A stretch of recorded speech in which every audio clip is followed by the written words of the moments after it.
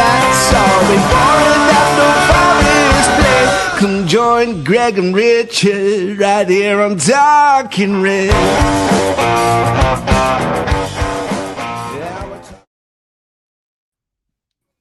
Hello and welcome to Talking Reds, a Nottingham Forest podcast. Forest may be down, but they are definitely not out. I'm your host, Greg Oram, along with my fellow Forest fanatic from across the Atlantic, Richard Spray. Let me tell you something you already know. The world ain't all sunshine and rainbows.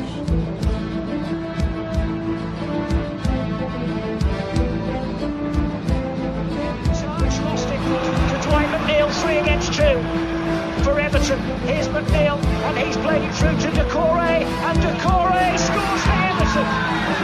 Decore scores 3 minutes into added time. Forest caught on the hard back. It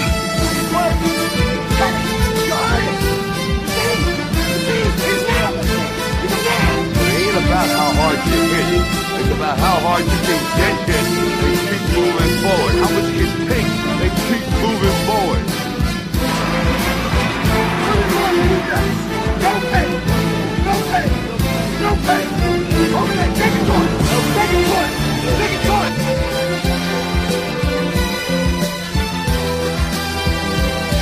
Get up, you son of a bitch. Let's make it look. Now Forest can break again. It's 4 against 4, and it's Gibbs White. Nobody's closing him down, and he's Elanga in. Yes! Brilliant from Morgan Gibbs White, and a fantastic finish from Anthony Elanga.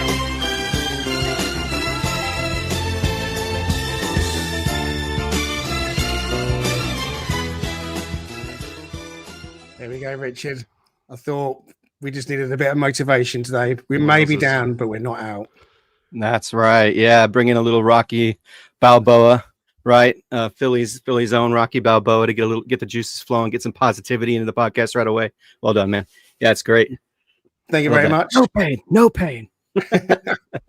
Increased heart rates, bitten nails and furrowed brows. All of that and more are bound to be evident across the Forest fan base as this game week gets underway in just about an hour's time.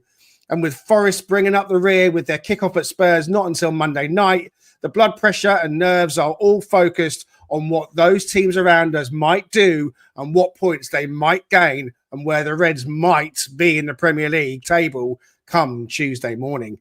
Spurs will be buoyed by their triumph in midweek in the Europa League, but with their focus surely on their semi-final in less than 2 weeks, can Forest capitalise and get back to winning ways and grab that vital 3 points after successive Premier League defeats? Here with us to preview the big match, we welcome the Statman Danscape and also Jack Thompson, also known as the Garibaldi Bard. He hits the derby. Where's Garibaldi? Oh, Nicola, Nicola, Nicola, la, la. You won't get past that. Big bastard. Nicola Malenkovic. Excellent stuff. Right, guys, welcome. Danscape, how you doing, buddy? Yeah, I'm good. Weird time for a podcast, weird time for a game and all that, but looking forward to chatting about it. Indeed. I mean, we thought we'd nab the Saturday 2 p.m. slot and hopefully we'll have a few people along for the ride. The Garibaldi Bard is back with us after the One With episode we did less than a couple of weeks ago. How you doing, Mr. Bard? Are you okay today? I'm great. Thank you for having me back. I'm about to have a run after Richard's intro. Feel like getting out there. That is Rocky 4 soundtrack and all those other kinds of stuff. The best Rocky, by the way. Best Rocky. That's headphone stuff for when you're in the gym. Absolutely. Great to have you back on with us, Jack.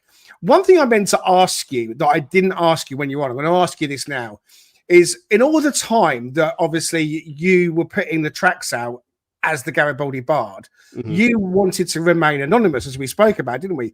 Did anybody know that it was you? I know your dad obviously knew, but did you tell anybody else? Well, actually, that's me. And how frustrating was it to kind of think, people are kind of getting into this, but I don't want, I'm not letting people know. I mean, did anybody know? No. I purposely wanted to keep it a secret just because I was just like, this is, if I saw one of my friends creating little songs like kind of like about football teams and stuff like that, I'd probably make fun of them as well. So, but in the nicest way possible, just like kind of like a bit of banter.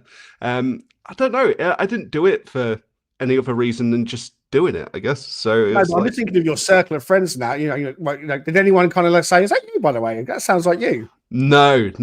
My friends aren't really into football. Actually, my best friend Richard has just started like getting into it this year with how well Forest are doing. He's like all of a sudden he's become a Forest supporter, which I'm very happy for because I've been trying to like talk to him about football for the last 30 odd years, and he's finally come around to it. So yeah, it's exciting. But yeah, none of them actually care. So be careful having a best friend called Richard. Trust me, because they're not. Should come with a health warning, I tell you.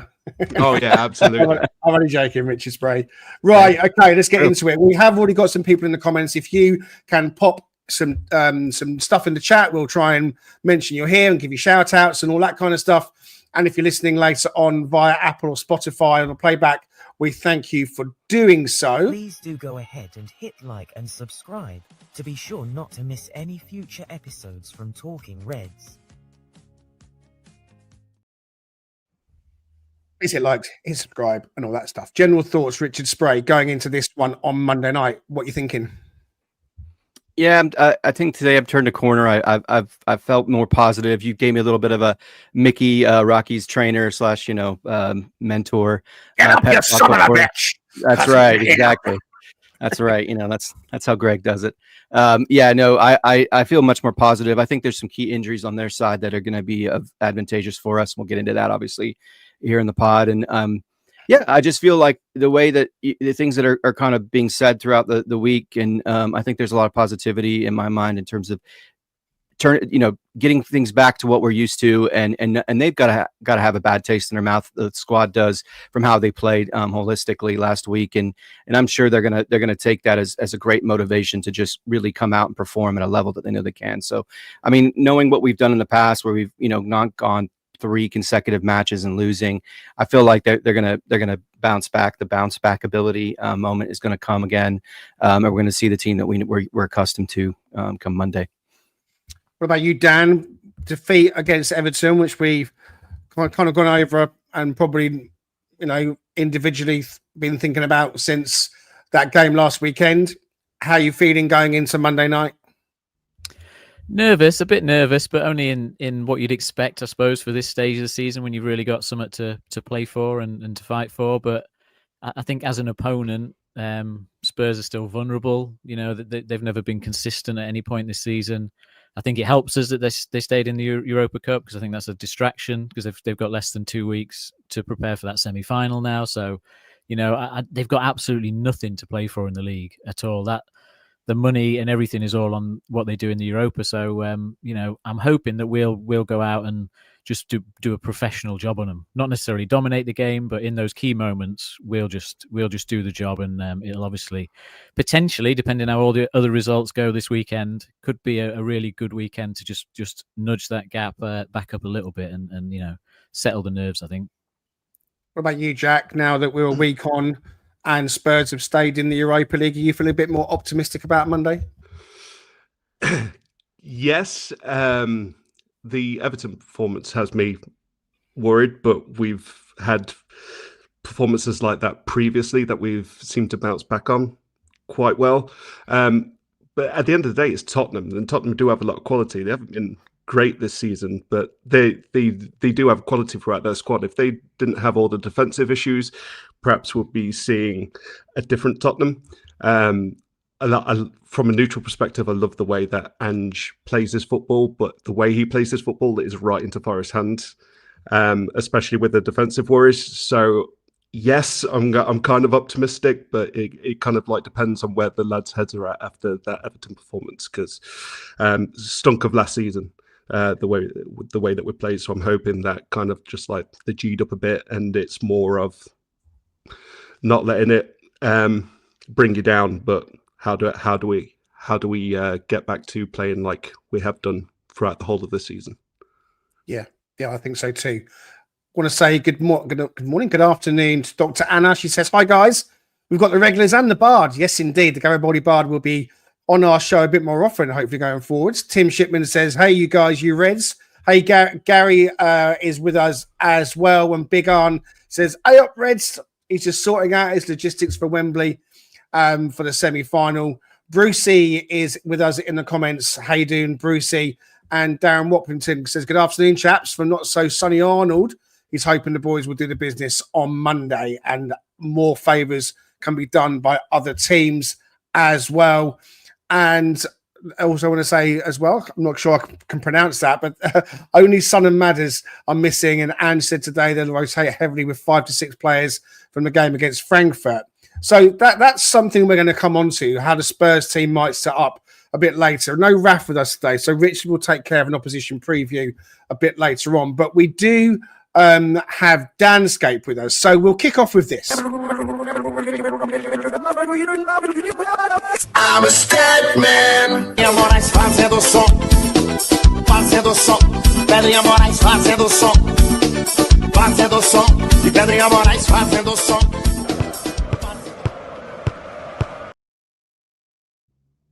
Resident Statman Danscape with his wonderful graphs and tables. Take it away, Master Danscape.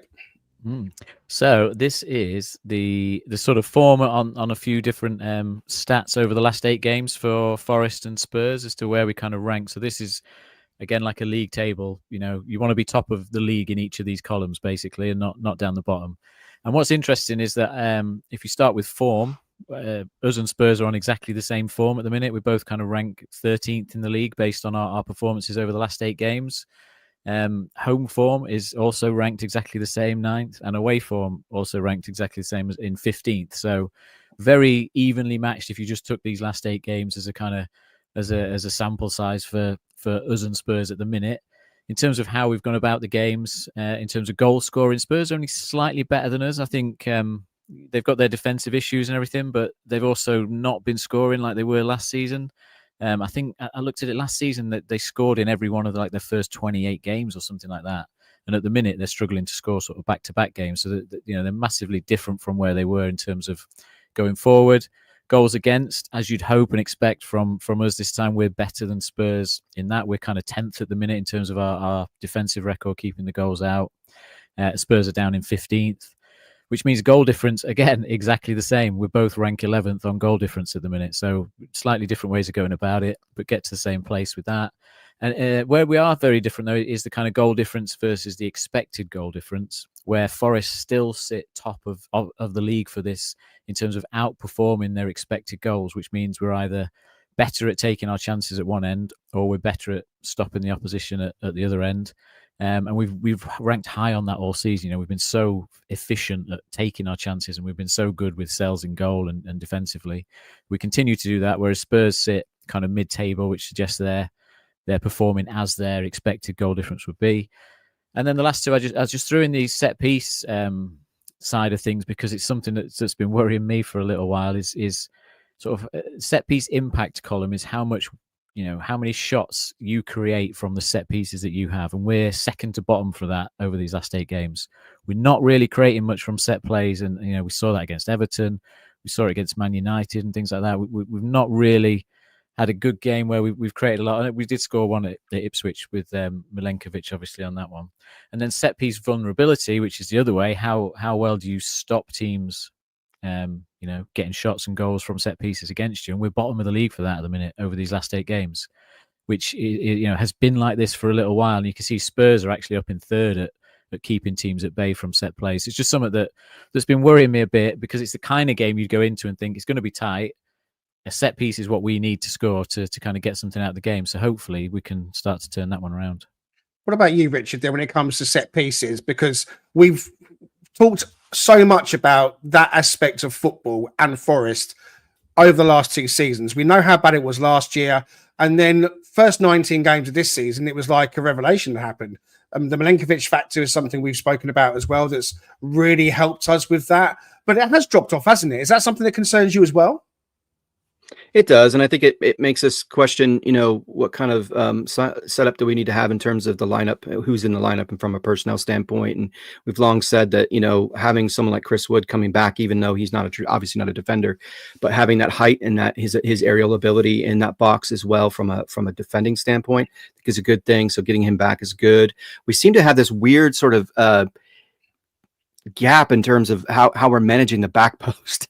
I don't know why that hasn't quite been sorted out completely yet, but it seems like, and Dan, maybe you've got some way of tracking that a little bit more closely in terms of, where those goals are coming from. But we've either seen it where someone's deployed on the front side, they're heading it backwards to the back post, and there's someone just waiting there to take advantage of it. And so we saw that against teams like Southampton. It's just an oddity that I don't know how we haven't quite solved yet, but I think having Ryan Yates potentially in the team, having someone like Chris Wood obviously back, having Milinkovic and Murillo's aerial duel ability has seemingly improved. It's still not elite by any means, but it's about average, which is better than where he was previously. So I think there's been some value there, but yeah, it seems like we've just not quite refined that aspect of it completely yet to where it doesn't become an Achilles heel at some point. But clearly it's provided value from the beginning of the season, as you mentioned, just because of the points differential that we've been able to gain due to that fact. And so, I mean, like anything, I think Nuno will get them kind of locked in, refocus on what we need to do to try to prevent that. He'll know the analytics. He'll understand the weaknesses that we have there. Cool. Okay. Next slide, Dan.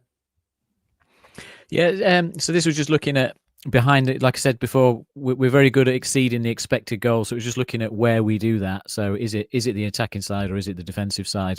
And it's obviously both, which is why we've sat third in the league. So again, just going on this as a league table, top to bottom, in terms of the number of shots we have, obviously we'd expect that Spurs will have more shots in this game than us. That's pretty much expected. We're kind of ranked down in 14th for the number of shots we have. What has changed though is the quality of chances we're creating in the next column. So we're down in 16th in terms of kind of the chance quality over these last 8 games, whereas Spurs are up in 7th. So in the past, we've not had that many chances, but they've been good quality chances for Wood to stick away or whatever. Our shot conversion though remains high. We still rank like eighth best for converting the shots we do have. And in terms of exceeding the goals, expected goals, we're still second in that. We've been so high on that chart all season, which is a massive reason behind our success, is that you give us a couple of chances and we'll take one. And then opponent chance quality. So this is now looking at the defensive side. So the other way around, we can see Spurs ranked down in 18th for the quality of chances they give away. So this has got to be something that does give us, a lot of optimism, is the fact that when they do give chances away, they're going to be potentially a good quality chance. And if Chris Wood is back, that's a great sign. And opponent shot conversion, again, we're doing all right in terms of stopping teams converting those shots, which ultimately is your saves on the last 2 columns. So save percentage, we're still ranking in the top 4 there in terms of sales performance. And Spurs are kind of mid-table on save percentage. And then the post-shot XG kind of flips that a little bit. Both teams sort of top half on the goalkeeping. So we're good at, it's the same thing, even though the form's dipped a bit, which, keep in mind, I was looking at it, we were 6 games unbeaten before these last 2 games. I know we've dropped off a bit, but we were 6 games unbeaten. We won 3 in a row in the league. So, the form has dipped a bit, but as you can see from these charts, we're still there or thereabouts. It's just a slight worry about giving away slightly better quality chances when we do. Jack, when it comes to the kind of shots aspects, Dan's laid out there that in terms of, the shots that teams create, we're sitting down in 14th. The chance quality that we're creating is even lower. And one thing that's been really good for us has been the goals we've scored out of the limited chances we've made. So is that an area then that we should be concerned about, with obviously Wood just coming back and us creating less chances and less chance quality, and having to take the opportunity to score from just limited chances? I mean, are you expecting to see Alanga and Hudson-Odoi maybe start as wingers to try and make sure that we've got our attack down the flanks, as we've worked with a counter-attacking system all season? Are you expecting those two to play? It's got to, God, sorry, it's got to be, hasn't it? We've got to have the pacey players up there, especially Elanga. He should be having that license to roam on that back line, waiting for it. They play a very high line. Tottenham traditionally have, and Ange hasn't wanted to change it, even though it's probably had his best interests for him to start messing with his formula a bit, but he hasn't. They play that high line. They play very attacking football. It needs Elanga, the fastest winger in this league, to just like hang around that back line and just wait for Morgan Gibbs-White to ping it over to him or ping it through for him, and then have everyone running up behind him as he surges towards the goal. That's how we should be playing football. That's how we have been playing football. We probably haven't utilised it as much in these last couple of games, where it's just like playing with our pace players, and maybe that's David Moyes being. Listen, if anyone's going to know Nuno ball and like proper traditional football, it's David Moyes, isn't it? So he's probably have that sus. I don't think Everton played great, but you know, our strengths are the pace and the skills of those wingers, and I think we should definitely employ them against this Tottenham team. Indeed, let's hope so. Next slide, Danscape. Yeah, clean sheets, as you'd sort of expect with what we know about Spurs. They're not particularly good at keeping clean sheets. So the numbers that have been scribbled on there in childish fashion is how many games you've gone without keeping a clean sheet this season. So you can see we've had a couple, like 3 times we've gone 3 games without keeping the clean sheet across the season, left to right. We've had 2 games, obviously these last 2, where we've not kept a clean sheet. So it's whether or not we can, stop that little trend and keep a clean sheet this time, which I potentially think we can against Spurs. But if you look at Spurs, they've had 2 runs where they've gone 7 games without keeping a clean sheet. And if you look at where these lines are on the chart, obviously ours is generally now at like half of our games we're keeping a clean sheet. For most of the season, theirs has been at like 30-odd%. So, it's unlikely that they're going to go out and expect to keep a clean sheet against Forest of all teams. I would like to think, compared to some of the other opposition where they've let goals in, like Ipswich and Leicester and stuff like that. Richard, defence is really where you build your foundation, and I think we were talking off air, and I think you said maybe grabbing a point at Spurs is going to be a good point. So with that in mind, do you think possibly that you'd like to see Nuno pack the midfield then, and maybe think about that defensive side being the rock solid unit that it has been? Another clean sheet for Sells. We talked about the clean sheet comparison on this slide with Danscape. Would you like to see Nuno kind of emphasising that it's defence first, pack the midfield first, keep a clean sheet first, get a point first before anything else? I think to a degree. I mean, it all depends on what kind of personnel, because if we're going to assume that maybe Maddison's not playing, Raf often talks about in his opposition previews the concept of an engine and shutting the engine down. And Maddison is certainly that. I mean, Bentancur is a great footballer. Bergvall's ascending in terms of his form and really starting to get more minutes and be a bit more impactful as a young player. So their midfield has got some quality to it, but I wouldn't say, to me, I would be more worried about, obviously Son's not there, but the way that they've played at least has been oriented around how they manage the edges of the pitch. And if Van de Ven's playing as well, you've got that pace and that acceleration, and he tends to get forward as well, trying to influence things as he kind of overlaps or inverts to a degree as well, and try to, create some disruption for us in the back line. So I could see the value of trying to bolster more of the back line than the midfield. But we've also seen situations where against Arsenal, against Newcastle, against teams, I mean, even to a degree what Everton did, they managed that midfield and we gave them a lot of space in that midfield. So I could certainly see it to where maybe you do kind of mirror something that they do, as we'll look at the opposition preview and sort of having a true 3 in the midfield, and maybe asking Gibbs-White to be a little bit more prone to dropping back and playing a little bit more defensive, which we know he has the work rate to do that. I believe it was WT Analysis that talked about that in the first matchup when we played them at the City Ground. That was something that he did, and he did it very well. And so he's got enough energy and pace to be able to immediately pivot from a defensive position to attacking position. And so I tend to think that he probably will go for more traditional 3. We'll get onto that, I'm sure, by looking at the FOTMOB. But yeah, I do agree with you. I think the midfield space, even though the back line needs to be stout, even though we know we need to stave off Brennan Johnson, who's their leading goal scorer and has so much to offer in that role on that right side. The reality is it's going to be one again in the midfield. And while they may not have quite the quality we've seen to some other teams in the midfield, like Aston Villa, for example, they still got plenty of quality, as Jack talked about, to hurt us. And so I don't know. It's going to be really dependent on where Maddison's at. If he's not there, I think there's a huge gap for them in terms of their ability to utilize that midfield to drive towards goal and be more attacking. Okay. Thank you very much. Next slide, Danscape. So just focusing in on Chris Wood, obviously, the focal point of our attack and where most of our goals have come from this season. So this chart just shows his entire time at Forest, basically, left to right, and the black line being a kind of average goals per 6 games, if you like, so a 6-game average.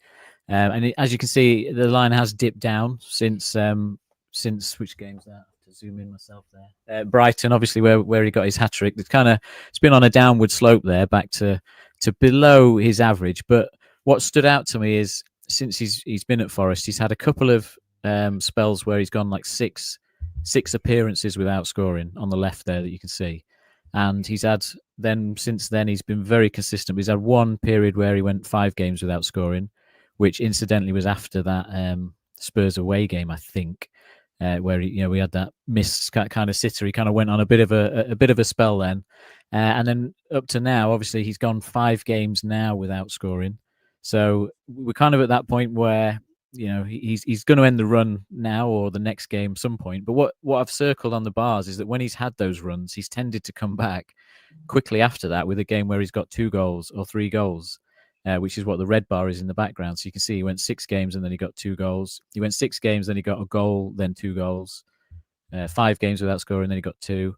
So, I'm hoping, and maybe this will lead into my prediction at the end of the pod, but I'm sort of feeling like this is one of those games where he could pop up and, return with a bit of a bang after a lull based on his past record when he's been here.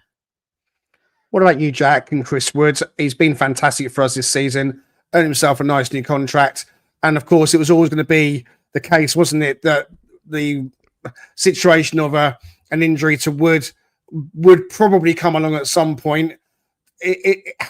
He's back, and although he played the 90 minutes at Everton, the whole team didn't play well, and he struggled to get into the game really. But how much is it going to be?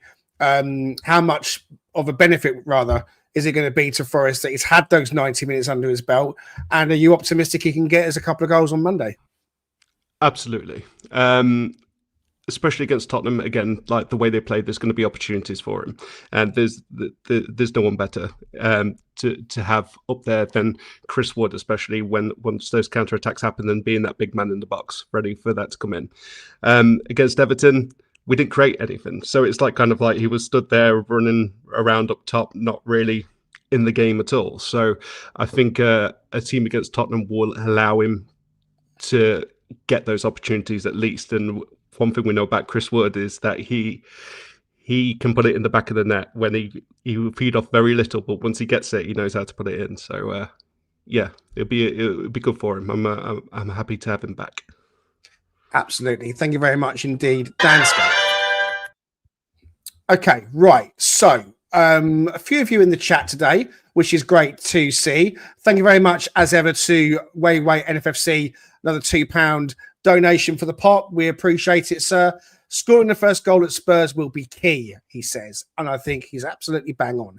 When Forest score the first goal, generally it's been really good for Forest in that particular game. Going behind, we have come back at times, but scoring the first goal for us is going to be absolutely crucial.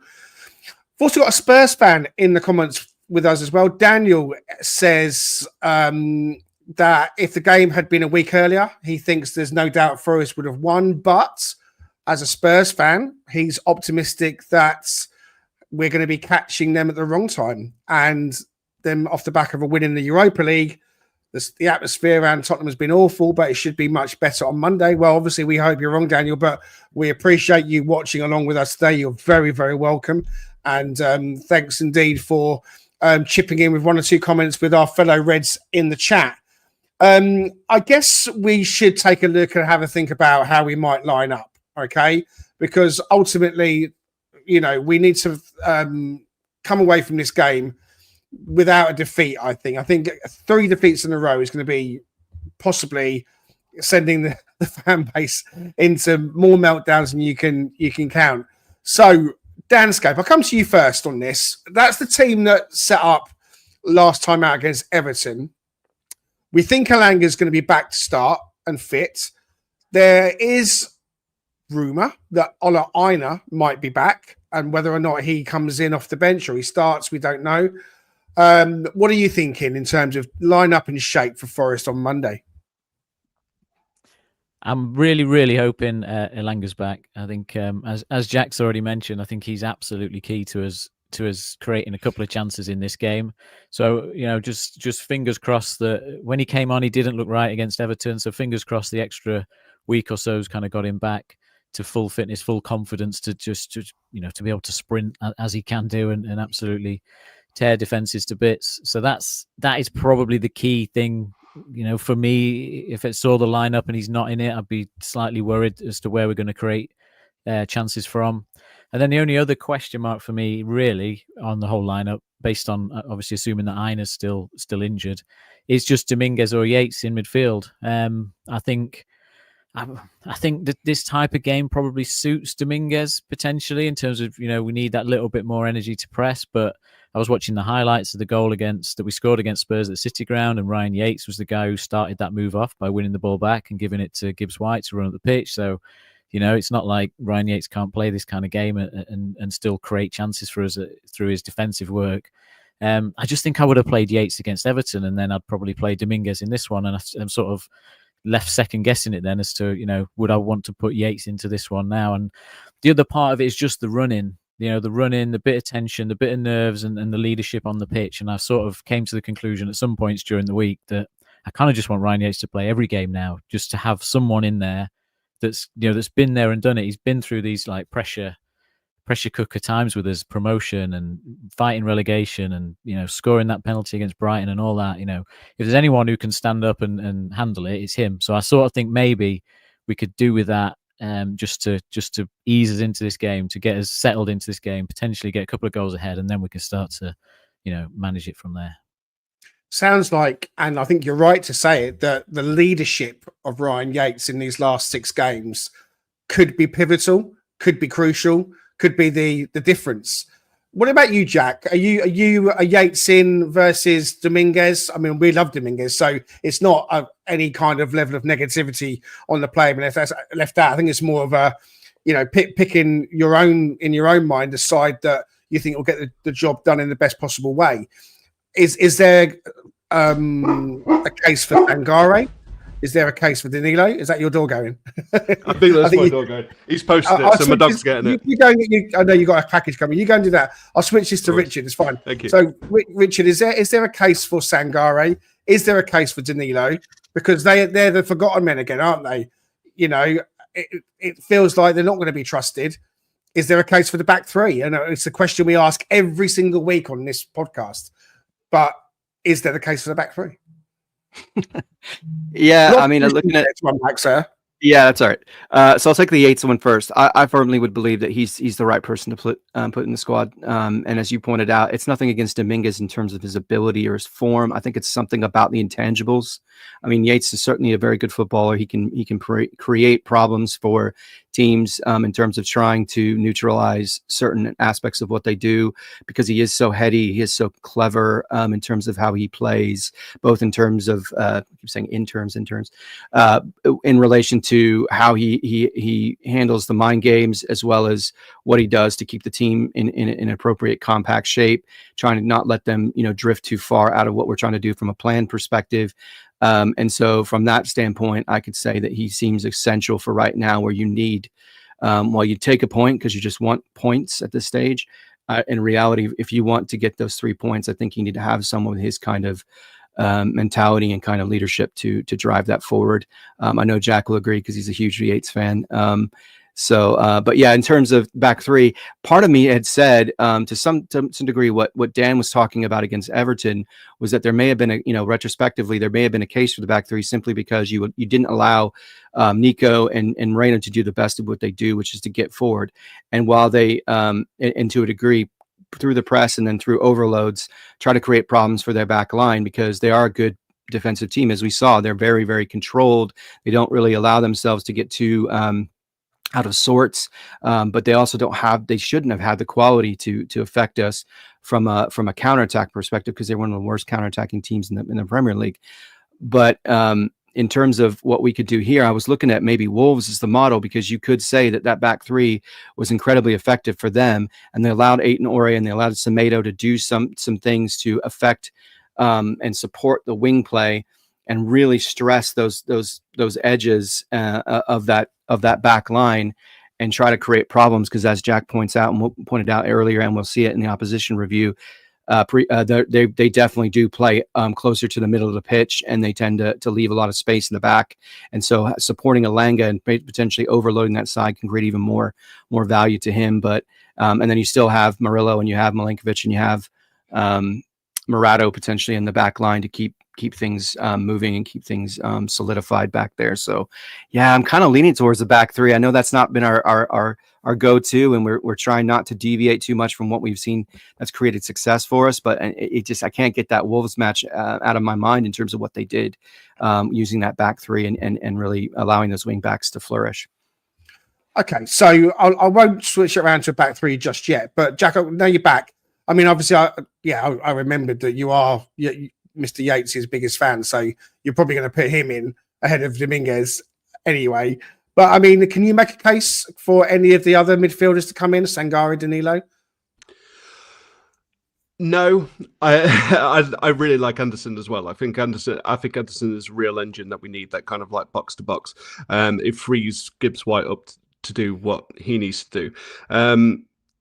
Sangare, I don't think we've seen the best of him yet, but I think he's got it. And just for what was the last match he played? But there's been a couple, but like some of his through balls have been absolutely excellent. That FA Cup game where he put was it Exeter? Yeah, where he put Few on a play, he was just like kind of like he ran that, and I know it's like Exeter, but like kind of like we didn't really put up in that game. He was the standout for being that. But it's kind of like, do you want to experiment, or do you want to go tried and trusted at this kind of like part of the season, at this kind of like running? Whether it's just a case of like, okay, Sangare, let's get you fit and get you pre-season, and maybe you're kind of like in first team contention next season. I don't know. I like him. I think he's got something about him. But as for now, yeah, that midfield core that we've got, I think goes unchanged. Yates and for Dominguez, of course. So I mean, we've on the screen, for those that can't see it, we've got the 4-2-3-1 with Moreno and Nico Williams in the fullback positions, Murillo, Milinkovic, Anderson, Yates in the midfield, and then your front four: Hudson-Odoi, Gibbs White, Elanga Wood, that we know about. I asked earlier to Richard Danielson about packing the midfield and putting a third one in there, so maybe Anderson, Yates, and Dominguez. I mean, that's an option. I mean, Moreno, no one had a good game against Everton, but Moreno got a bit of flack. One area that I just think, again, I don't know if this is the game to do it, and tinkering with left back is something Nuno's done before, but I just wonder, is there a case for putting Morato in at left back? Sticking with the back four and putting Morato in next to Murillo Milinkovic. He's played there before, he is left-footed, or would that just be rolling the dice a bit too much for you? Yeah, I think it would be. I think looking at, I don't know, after that Villa game, that was not the performance where you looked at Morato and thought, yeah, this guy can potentially play left back for me. I think he got caught out in a couple of tackles and stuff like that where he was a bit. He wasn't playing left back. He was playing as a third centre back, wasn't he?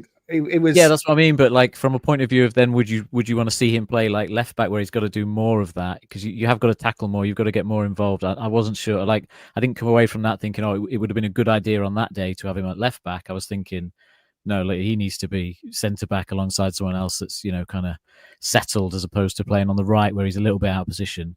And he's going to be up against Brennan Johnson potentially, isn't he? So it's not going to be a physical battle. It's just going to be pure pace and knocking the ball past him and all that. And I'd like to think Moreno's the better bet for that, personally, for that specific battle. Maybe if it was Everton, where they might have or West Ham, where they might have like a more physical right winger, you might see it. But I think in this one, I think Moreno should be able to do the job. And you know, I didn't think Moreno was too bad defensively against Everton. It's what's disappointed me with Moreno is just how much he seems to want to get on the ball in the final third. And like for me against Everton, there was one chance where he got forward and he just wanted to get rid of the ball as quick as possible. He literally first touch crossed it and it went nowhere. You know, like when he came to the club, I thought he was going to be a real attacking flair player when he got into that final third and really, you know, put on a bit of a show when he got to that end of the pitch. And that's the only bit that's disappointed me a bit with him, is that he's not looked like that when he's played. But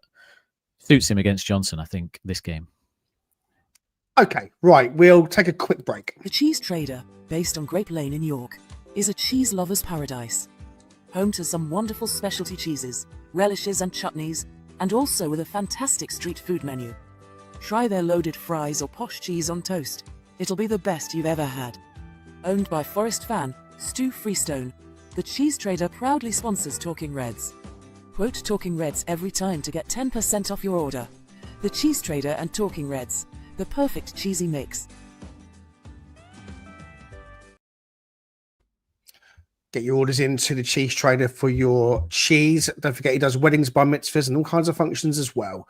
All the details in the bio. Okay, on the team shape and on Nuno, my own thoughts are that, you know, the 4-2-3-1, in my opinion, suits us best. I'd like to keep it simple and stick with what we know. I'd like us to play the wingers and actually go after Spurs. I think their high line, as I think Jack touched on earlier, definitely suits us. You know, yes, Mickey van der Ven is quick. Alanga versus Mickey van der Ven will be a very interesting sight to see when that race comes up. And yeah, you know, they're missing Son, but Son hasn't been the Son that he was previously. So he might not even be much of a miss for Spurs. I mean, you know, they've got some other good players. Kulusevski, I expect to come in. How much will them playing just a few days ago take out of them is a question that we'll find out on Monday, of course. They go into a semi-final now. They're just 2 games away from the Champions League themselves in a disaster season where Spurs I mean, Ange's right, really. He's sat in press conferences and kind of alluded that everyone's laughing at Spurs and everyone is making a joke of Spurs. And that is true. That has happened. I don't think Ange has helped himself because he came in as quite this jolly, how you doing, mate, gruff Australian that everyone kind of thought, oh, he's a bit of a cool dude.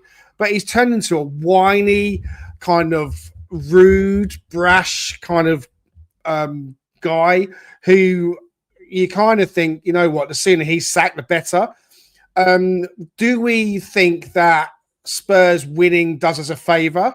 Dan, I think you said earlier that, yeah, keeping them in the Europa League with their eye on that more than the Premier League does do us a favour, and I agree with you. Some might say, well, actually, might have been decent for them to go out because they'd be right on the floor still. Who knows? I guess we have to more worry about what we do and how we approach this and using our weapons. And hopefully Ola Aina is back because we play Man City in the semi-final in a week's time.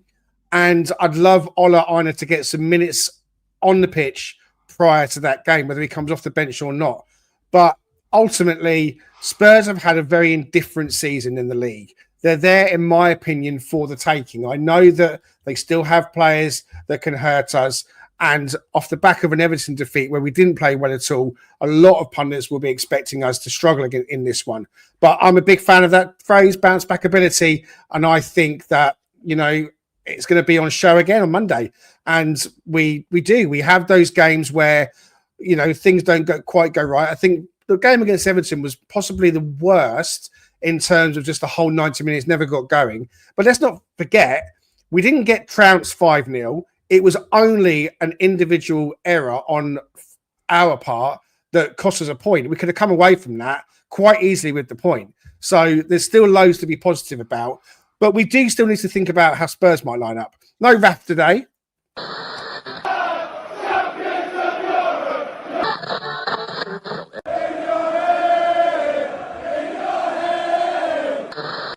Send them back to East London! Send them back!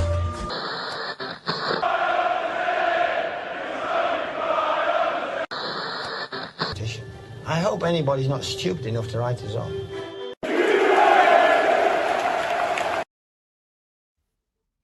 But stepping in to take care of the scouts and opposition preview, Richard Spray. Yeah, so in honor of the wonderful ref, I love that video. It's so great, and especially that last slide, because we do have to remember that. Don't let anyone write us off, right, including our own fan base. So one thing that's nailed on with Spurs, the personnel can kind of shift and morph depending on what kind of fixtures they have. Especially, obviously being in the Europa, they're going to mix and match a little bit to try to manage that, those minutes. But one thing you can't really see the personnel specifically here, and I think the main purpose of the slide is really, for those who can't see it at home, is looking at the most recent 4 matches against Premier League competition. So you got Wolves is the latest game that they played. They lost 4-2. Then they played Southampton 1-3-1. They lost to Chelsea 1-0, and then they lost to Fulham 2-0. And I know their form just in the last stretch of games has been pretty poor in terms of losses, but they certainly, as we've isolated, have good quality players still on the pitch and to deploy. But the goal of this slide is really to show you that they stick to that 4-3-3. They don't deviate, as Jack pointed out, like maybe to his detriment. Ange doesn't really tweak much formationally. He might tweak a little bit more from a personnel standpoint to try to gain some energy or some different approaches to things and different skill sets, but doesn't really deviate much at all from that 4-3-3. What I was looking at too, based off of that fact, and I know Daniel in the comments, the Tottenham fan, has said, one of the things that's key is we know Son is out, and while Greg's right, he hasn't been the Son that we've been accustomed to. The reality is he's still a really good footballer. And so not having him on the pitch, in my mind, does make a difference. But the key will be what happens with Maddison. And what's interesting about Maddison is that I've always kind of seen him, and I even think that I did a comparison with him being included as part of that in relation to being a number 10. But he's been playing more on that left side and sort of be playing sort of a pseudo 8 role. But he's still such an effective player, and he's still such a huge part of what makes them great, both in terms of how they get the ball and then can distribute from the midfield, but also in terms of getting around that box and getting those quick, decisive passes to players like Solanke or the wingers like Brennan Johnson. And he's such a huge part of that of their how they operate. But he potentially couldn't be. He may not be there. So on the screen right now on the left is we've got a 4-3-3 setup. Bergvall's been playing quite a bit lately, and I think he's like, as I mentioned earlier, he's really showing his quality and beginning to be a bigger part of that team. Their back line's pretty much nailed on. You've got Vicario in goal. You've got Porro on the right. You've got Romero playing center back, and when Van de Ven coming back from a hamstring and injury and been out for such a significant period of time, he did come back against Eintracht Frankfurt the other day and played pretty decently, so he'll probably be nailed in, I would imagine. Then you got Spence on the left, and then your midfield potentially could be Bergvall on the right, Betancourt in the middle, and then you've got Maddison on the left, which is where he's operating. When you look at his heat maps, that's where he tends to reside.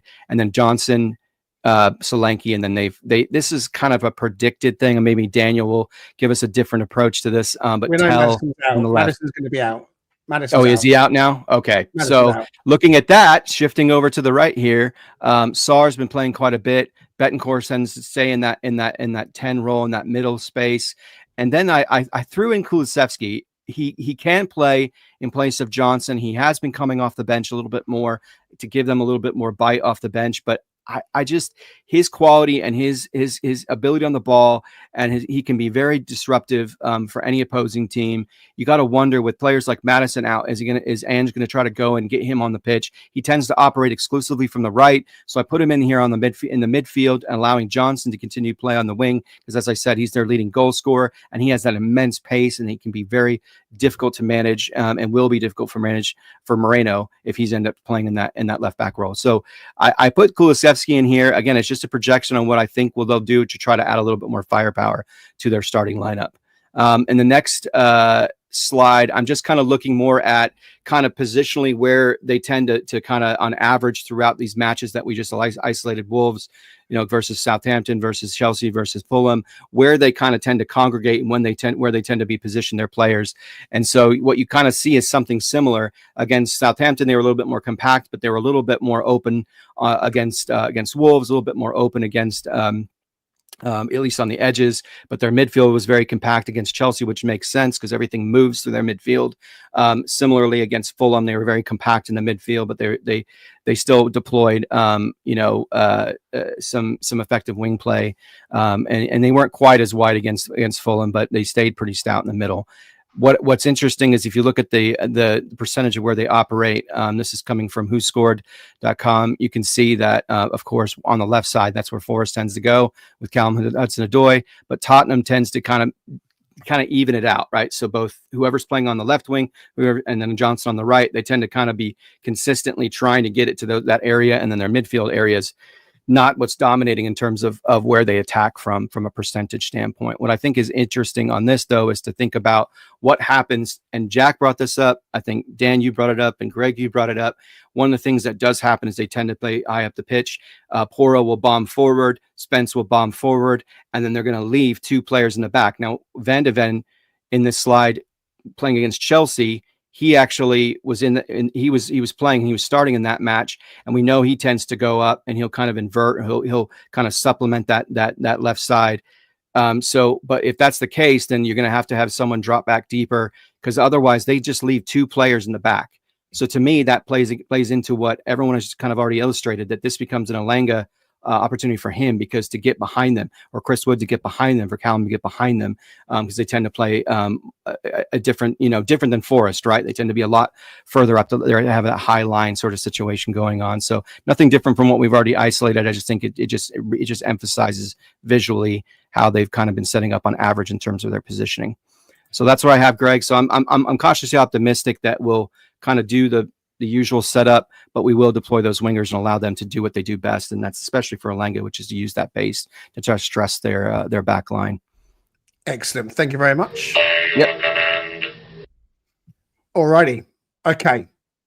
I have a little quiz for you guys. You may have seen this floating around, actually. I thought to myself, what can we do at the end? So I'm going to go around and you're all going to get a chance to say a name. There's 13 players that have played for Forest since the birth of the Premier League. If you give me a name of a player that's played for both before the Premier League, then you'll just get a Brucey bonus pat on the back. But I'm looking for the 13 names who have played for both Spurs and Nottingham Forest since the 1992-1993 season. So I'll come to you, and you'll get like 2 lives each, because there's not that many. So Jack, I'm going to come to you first. Okay. Can you give me the name of any player since the 1992-93 season to play for both Spurs and Nottingham Forest? Andy Reid. Andy Reid. Correct. Danscape. His good friend, Michael Dawson, I guess. He's a good friend. Michael Dawson. Correct. Michael Dawson. Richard Spray. Brennan Johnson. You said you said that as if you weren't sure. Then you even. I was sure. Sorry, I'm not sure about this. No, I'm definitely Brennan sure Johnson. Okay, great. So first round, everyone got one. Great. 10 left. Jack, over to you. Jed Spence. Jed Spence. Another nice easy one. There we go. Danscape. Teddy Sheringham. Unless Teddy that's Sheringham. Yeah, that's good. Yeah, that's fine. Yeah. Richard Spray. Great. I feel like everyone's taking the low-hanging fruit at this point. There is one player. There's one player who has played for us since we've been back in the Premier League, who is also linked to Spurs. To give you a clue. Aurier. Well done, Serge Aurier. Oh, yeah. Good shout. Okay, right. Now we're getting down to the nitty-gritty. A few more names here that might catch you out. Back to you, Jack. I can't remember if he did or not. Jermaine Jenas. Jermaine Jenas or Genus. Very good. Well done, Garibaldi Bard. Danscape. Struggling now. That was the last one I thought of. Yeah, really struggling. I knew all of them, so yeah. You had the You've got the list. Wait a minute. How much of a revelation? There's always okay. I'll give you a clue. On one, there's always a joke made every time a transfer window comes around. There's always a joke that's made. Oh, that's not helping me. I'm gonna pass. I'll use a life and I'll try and come back. Are you sure you're gonna pass? Yeah. You sure Yeah, I'm gonna pass. Yeah. Okay. Because I'm thinking of the guy who pulled up in his car and was waiting outside, but he never played for Forest. What was his name? That was Peter Odemungi. Yeah, that's what I'm thinking of when you say a joke every transfer. No, there's the specific one to Forest that pops up every time we have a transfer window open or the thought of signing someone comes up. But if you can't think, I'll move on. That's your life gone, first life gone. I'll go. So Richard, over to you. Confirmed. When you said a joke, every time it comes to the transfer window and the thought of Forest signing someone, Twitter always makes the same joke. Is it Harry Arter? Because that's the one joke I always think of. But... I see that's one joke. No, that's a life one for you. No, it's like the joke. So you've both got a lost a life. Jack, back to you. I don't know what you're talking about with this joke at all. It's just a private joke, this one, I think.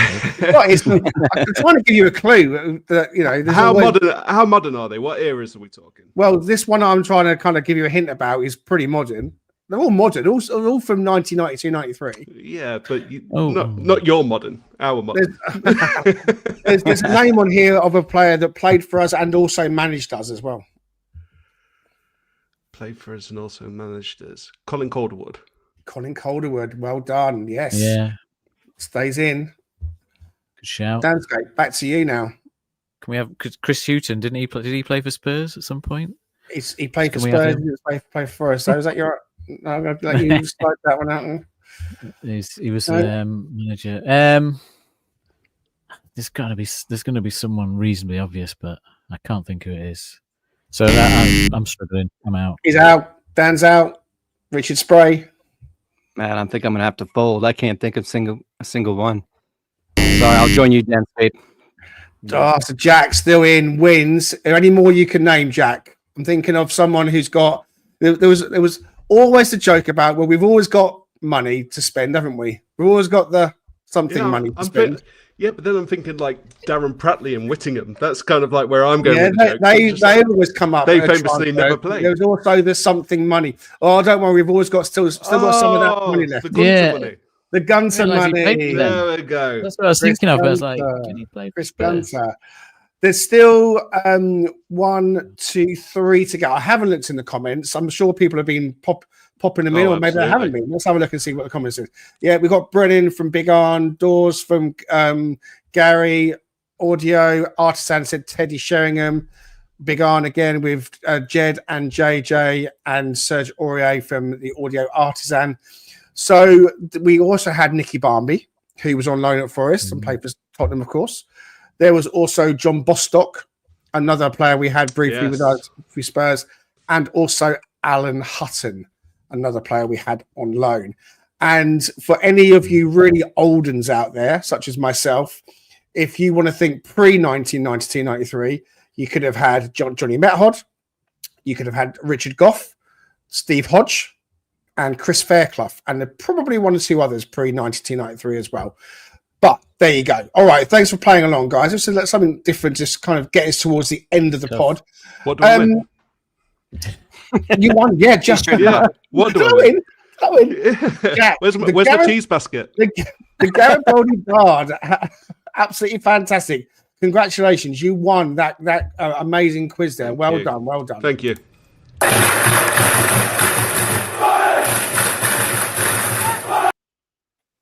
All right, okay. We're going to end it there, I think. But before we do, I'm going to go around and get your score prediction and give us your closing thoughts as well. So, Jack, I'll come to you first. What's your score prediction for Monday and anything else you want to end on as well? On the game and so on. 3-0 to Forest. Oh, he's gone big. I have. I don't deny Tottenham's quality. I just think they're playing into our hands a bit. And I think... I don't know. I think they're going to have the fire lit under their asses. I think after that Everton match, I think we're doing it. That's going to come back to bite me, isn't it? Get your score predictions in the chat as well, guys. So let us see what you're thinking. The Garibaldi Bard is saying 3-0 to Forest. Danscape, what are you saying? I was going to go for 3-0 to Forest. Yes, Dan. Beforehand, I was thinking I was going wild, but there we go. I think Chris Wood, I showed you that chart. He normally comes back after a little barren spell. I think it could be a Chris Wood hat-trick kind of game. So that's what I'm going to go for. And the referee is Peter Banks. We beat West Ham 3-0 when he was refereeing us. We beat Wolves 3-0 when he was referee. And most recently, we got through against Brighton when he was referee. So there's some more logic for the 3-0.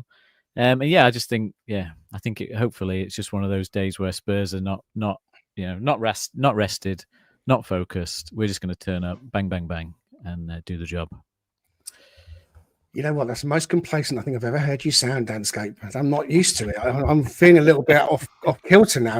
You're the ground one, but you getting a bit carried away there. Richard Spray, score prediction, please, sir. Yeah, it feels like a 1-0 match to me. Well, yeah, I would love to say 3, and then I feel like every time I say 2-0, it goes the other direction. So I'm going to say 1-0. I feel like while everything that Dan said, everything that Jack said is certainly salient. I just wonder if it's going to be a kind of a scrappy game where we sort of play. We're certainly going to play better than we did against Everton. I think that seems to be the bottom from a differential in terms of goals scored. That was the bottom of the barrel when it comes to performance level across the board. So I'm going to say 1-0. I'm going to say Chris does get his goal, but Chris Wood, but it's going to be a second half goal, and we're just going to bet in, and we're just going to see it out. Play ultra defensively, bring Murado on, go to the back 3 or something like that. Well, I was of the same opinion as these two boys on the Everton game, because the second half against Aston Villa, we were fantastic with so many chances. And I thought, right, that's it. We're going to come home at Everton, and that's going to be the template. We're going to end up scoring and making loads of chances. It didn't happen. So I'm with you guys that I think we're going to go to Spurs and be defensively solid. A clean sheet for Matt Sells. Murillo's going to be putting in his best performance of the season because he is going to be focused and locked in. He's going to have the big Serb next to him, guiding him through it, talking to him, working in that unit that we love and we care for deeply. And Anthony Elanga's back, and Hudson-Odoi with his trademark is back, and Chrissy Wood's back. So I'm going to say 3-1. I think Spurs will get a goal. So, sorry, I just said clean sheet. No, I'm going to say 3-0. I was thinking the Spurs will get a goal, but I'm going to stick to my 3-0 as well. I'm saying that. 3-0, Hudson-Odoi, Chris Wood, and Anthony Elanga. Those 3 are going to score a goal. That's what's going to happen. So you've heard it here first. Right.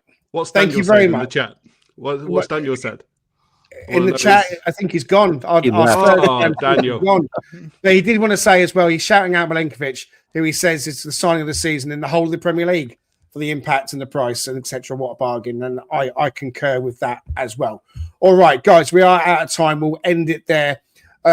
City are kicking off, or have kicked off against Everton. So hopefully Everton will do us a favour. Aston Villa play Newcastle later.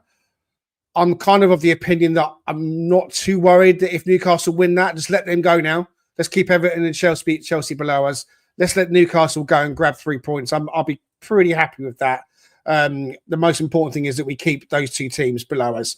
It's been a great pod with fantastic guests and a load of brilliant people in the chat. Thank you very much for being with us. Garibaldi Bard, Danscape, thank you very much. Richard Spray, thank you very much, sir. Monday night, we'll be bringing up the rear. Don't worry too much. Get yourself locked into a happy Easter. Eat lots of chocolate. Scoff the eggs. Have a bit of lamb. Have a bit of mint sauce. And we will be back on Tuesday to chat about how things went down at Tottenham on Monday night. Stay strong, guys. Don't forget, we may be down, but we most definitely are not out. Come on, you Reds.